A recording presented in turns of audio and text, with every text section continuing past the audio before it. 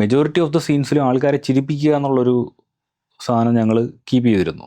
ഈ പ്ലേസിനെ പറ്റി സംസാരിക്കുമ്പോഴത്തേക്കും നമ്മൾ എടുത്ത് പറയേണ്ടതാണ്, എല്ലാ ഫ്രെയിമും കമ്പോസ് ചെയ്തേക്കുന്ന പ്രോപ്പർ ആയിട്ടുള്ള സ്റ്റേജിങ് നിങ്ങൾ പ്രീ പ്ലാൻ ചെയ്തിട്ടുണ്ട്. യെസ്, ഇപ്പം ഉണ്ടല്ലോ 2 types ഓഫ് റൈറ്റിംഗ് ആണല്ലോ. One is plan writing, one is like unplan writing where the flow happens.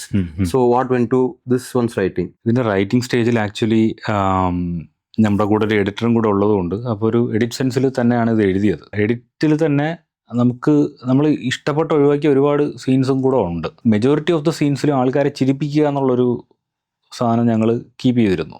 Script നമ്മളൊരു സ്ട്രക്ചറും ഫോളോ ചെയ്തിട്ടില്ല.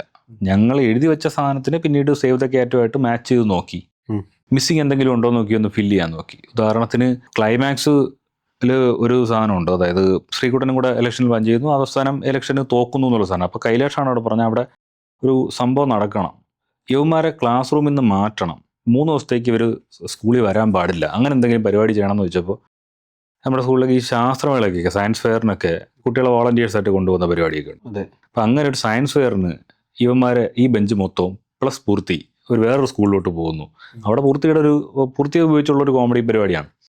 അപ്പോൾ ഇത് ഒന്ന് പ്ലാൻ ചെയ്തു. ഒന്ന് വേറൊരു മജീഷ്യൻ്റെ മാജിക് കാണാൻ വേണ്ടി വിക്ടേഴ്സ് ചാനലിൻ്റെ ഓഫീസിൽ ഷൂട്ടിന് പോകുന്നതായിട്ട് വെച്ചു.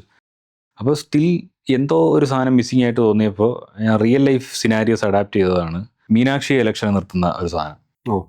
ശ്രീകുട്ടൻ്റെ വോട്ട് മറിക്കാനായിട്ട് CP ചിന്തിക്കുമായിരിക്കുമല്ലോ. സോ അത് ഈ സേവ് ദ ക്യാറ്റിൻ്റെ ഇത് വെച്ച് നോക്കിയപ്പോൾ ക്ലൈമാക്സിലൊരു സാധനം ഒരു ബീറ്റ് മിസ്സിംഗ് ആണെന്ന് തോന്നി. സോ അങ്ങനെയാണ് അവിടെ ആ സാധനം വരുന്നത്.